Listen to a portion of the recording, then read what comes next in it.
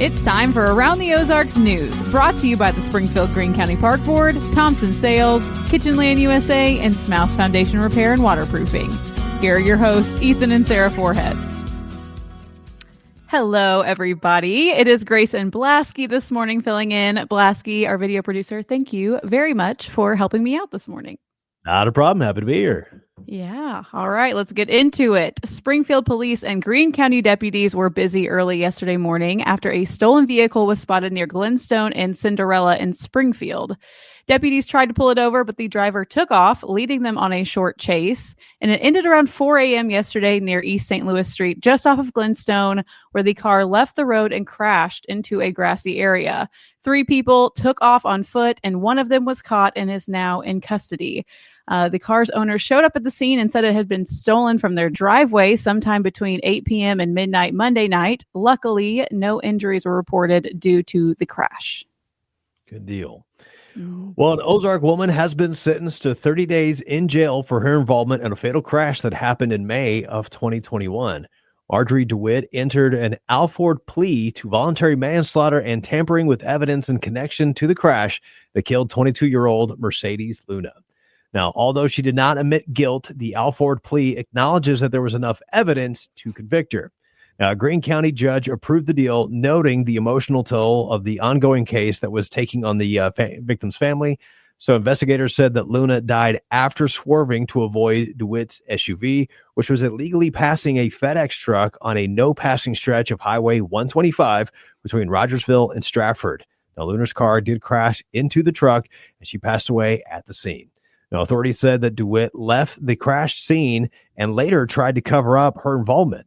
Surveillance video shows that her SUV was driving away and that her cell phone data placed her in the area. Now, she initially denied any wrongdoing, but later admitted to passing vehicles and altering her car's appearance after the fact.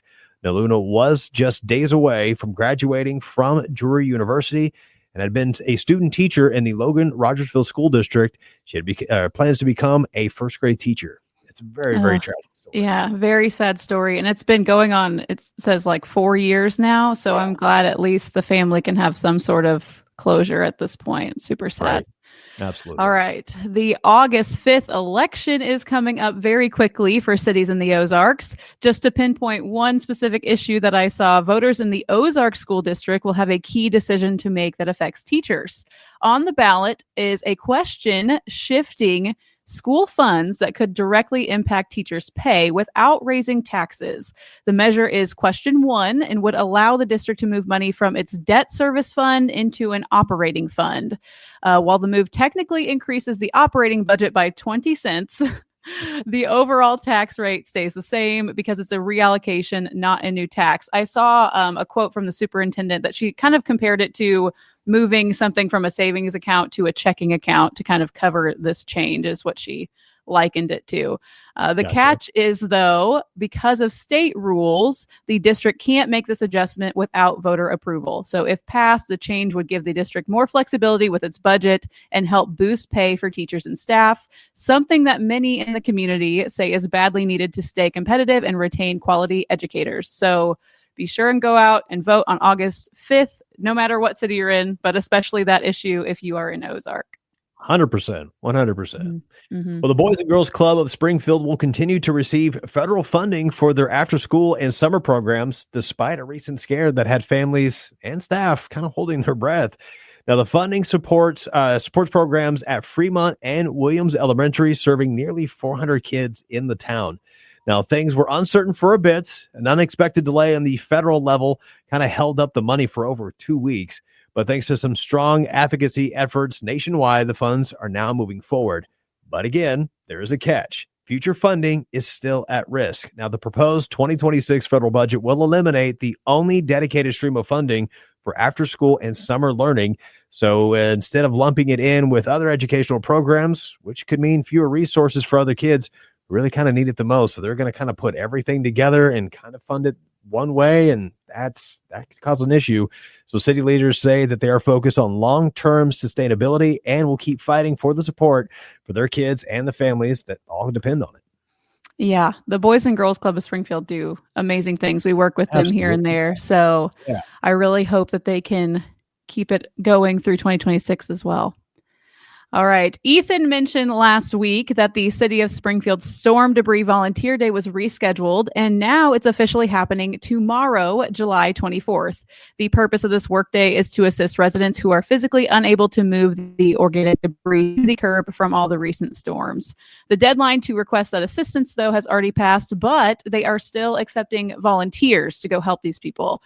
So if you've already registered, you'll get an email from the city to confirm your availability for tomorrow.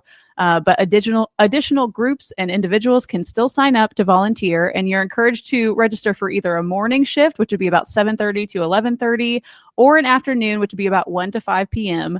volunteer shift at one of the many rally points across Springfield. And if you're a volunteer, you'll get a free T-shirt and pizza, because I have a lot of things for a T-shirt and pizza, just to be honest. So right. I am It's hard to enticed. pass up free food. Exactly. So if you want to sign up, you can go to cleangreensgf.com. And do your best also to stay cool while you're out there doing it this Thursday as well. It's still going to be hot. We're still going to be in that heat advisory. So take caution while you're out there. Take breaks. Drink lots of water. Now, speaking of stuff you can really kind of quench your thirst here with is the Coca-Cola. Just announced that yesterday that they're going to be introducing a new version of its classic Coke that is made with U.S. cane sugar later on this fall. Now, this is the upcoming product is going to be part of their expansion as Coca-Cola's lineup. It's going to be offering some new choices for consumers with a variety of, preferences. So currently, Coca-Cola is sold in the U.S. and it is made with high fructose corn syrup, which, not too bad. That's the Coke we all grew up on. But other versions are actually made with cane sugar, like the popular Mexican Coke that you see a lot at Mexican restaurants and that you can actually find in limited markets. So if you're one that prefers the cane sugar over the high fructose corn syrup option, great news. You're going to have your own soda coming very, very soon. And who knows what might follow after this. So I've tried it. And I got to say, it's pretty good. It really is. Do you think it's better? Do you think it's better with the real sugar? Yeah. I tried the real sugar Pepsi some years ago and I can't do it. I can't do it. But the real sugar. No, but the real sugar with Coke, that's the way to go. 100%. Well, that's what I was going to say, because Mountain Dew, I remember when I was looking at this, I remember that Mountain Dew had their whole big thing that they did real sugar. But when I was looking it up, they actually discontinued that in 2023, and I didn't realize that. So maybe now that Coke is doing their thing, they might bring it back, because I know a lot of people are really kind of like cracking down on the things that they're eating, which is a good thing. So a lot of people are thinking that might be a better option. So we'll see. All right. So the Ozark Empire Fair is starting tomorrow. I've been talking about it all week, and it is officially starting tomorrow, July 24th through August 2nd. And it's almost their 90th year. It's the 89th annual, and they're doing so many things. They've got a bunch of stuff that's free with admission: the Butterfly Kingdom, Jurassic Park, One Wheel Wonder, pig races, a petting zoo, nightly live music, and also air conditioning in the E-Plex with 65 plus vendors. That's the thing. I know it's going to be so hot, and that's going to be a lot of people saying, but they will have air conditioning, so you can hide out in the E-Plex if you need to. They've got a bunch of new food. They've got new fireworks nights and a drone light show. So if you want to win some tickets to the fair, all you have to do is go to aroundtheozarks.com, and we are giving away a 4-pack. So we'll pick the winner likely on Friday for that. So go enter and then watch your email. See if you won. I'm very excited for the drone show. I've seen a few of these. They are insane. And this is going to be really cool. This is going to be super cool to check it out. So I'm looking forward to the fair. I'm going to take the little ones out for the first time. They've never been to a fair before. Can't wait to see little Bashy's eyes light up when he sees it all. It's going to be great. He's going to love it. He's going to love it. Oh, yeah. But it is going to be hot this week, like we said earlier. So, again, according to the Springfield Greene County Office of Emergency Management, the extreme heat warning has been dropped down to a heat advisory as the humidity has lessened a bit. But this is going to continue on through tomorrow afternoon. So now, if you still need to get out and do stuff, be sure you're drinking plenty of water. Avoid long periods of time outdoors. Make sure you're wearing lightweight clothes as well. And the Springfield Greene County Health Department is giving out some really great information on how to avoid heat-related illnesses. They can sneak up on you really quick. Everybody thinks they're really tough until that heat exhaustion or stroke kicks in. So take caution again. So be sure to tune in to Wake Up Weather with Abby Dyer After this, for all the details on this heat, and also at aroundtheozarks.com, and view our recent blog post that lists all the cooling centers that are going to be available around the Ozarks. Yes, there's a ton of them in Springfield, and there's also, though, like some in surrounding communities. Like I saw a few in Fair Grove. Yeah, there's a lot. So make sure you check that out if you need someplace to cool off. Right. But I think that's all we got for this Wednesday. So Blasky, thank you again for helping me out this morning. Very welcome. And happy to be here. Yeah, everybody have a great day. See you.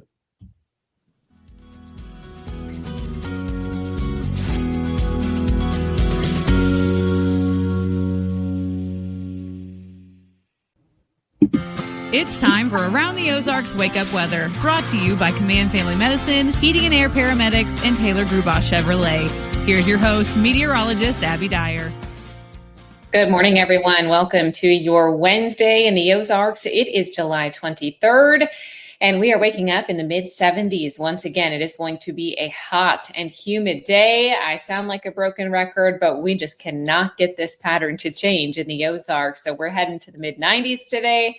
We've got sunshine in the forecast and a high heat index as well. Heat advisory still in place for all of us in the Ozarks, and we're not done with them today. In fact, we're going to extend these heat advisories through Thursday evening. It's going to be a hot stretch of days here. Daily heat index values still making it to 100 to 105 degrees with actual high temperatures in the mid-90s. Ugh.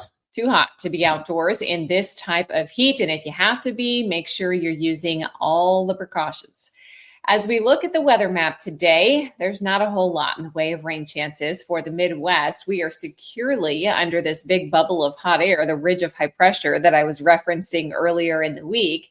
Today, though, there is a chance for severe weather across the country, primarily up in the northern plains. That's also where the heavy rain is going to reside.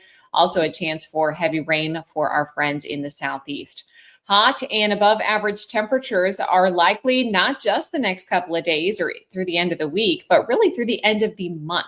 July looking toasty in the Ozarks. All the long range models kind of signaling it's this above average pattern that's going to hang on tight, and we can get used to these hot temperatures in the forecast. Dangerous heat is expected to continue through at least tomorrow night. So far, the heat advisory will be in place through Thursday evening. Weather Service may need to extend that if it looks like the weekend numbers come back up a bit. While heat is not expected to be excessively hot any specific day, the combination of these multiple consecutive days with these high temperatures, high humidity values, and also very warm overnight low temperatures, they've prompted this elevated heat risk, which can lead to heat exhaustion, heat stroke, dehydration, and hazards if you have to be outdoors in this type of weather. Very little change in the overall weather pattern is what's in store for us. So this summertime ridge is going to hold on tight, keeps our daily rain chances to about 15%. Rain is not totally out of the question. And in fact, if you get a shower, it might rain pretty hard because of the high humidity. However, it's just not looking like it's going to be a widespread rain event, nothing long-lived or anything that'll stick with us too long, give us too much of a shower, which really we would like to cool down and to give the grass a drink. We've got temperatures in the mid and upper 90s today, tomorrow, and on Friday with very little in the way of nighttime relief. Low temperatures will be back into the mid 70s each evening. So it is just going to be a hot stretch of days here. Around the country, what's making headlines, it's these widespread heat risks that are expanding northward through much of the Mississippi Valley and all the way into the Ohio Valley and the Great Lakes region. That's happening today and tomorrow. We also have heavy rains, flash flooding, and severe weather from the northern central plains to the upper Mississippi Valley and the upper Great Lakes. I mentioned that. Also, some super heavy downpours are possible in parts of Florida later today. If you have any friends down south, it's actually cooler in Florida than it will be in the Midwest today with our heat advisories in place, and they are going to get some heavy rain down there. All right, it's time for the Around the Ozarks Wake Up Weather Brain Twister trivia question for the day. An odd one for you yesterday. In 2018, a man in Oregon was arrested for drunk driving while riding which unusual vehicle? Do you think it was A unicycle, B, a lawnmower, C, a shopping cart, or D, a pogo stick? Yeah, this is a weird one. And the answer is a lawnmower, believe it or not. And I did not have to go back all the way to 2018 to find someone getting DUI from a lawnmower. In fact, it also happened just 4 days ago in Florida. A man was caught driving a lawnmower down the highway. Not funny, but very unusual, definitely. So if a lawnmower was your guess, you would be correct.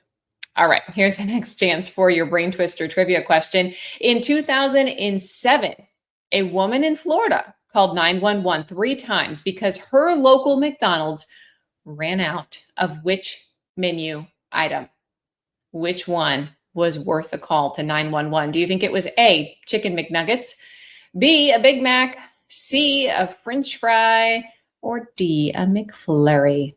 Which one do you think she had to call McDonald's or called 911 for because her McDonald's ran out of a menu item?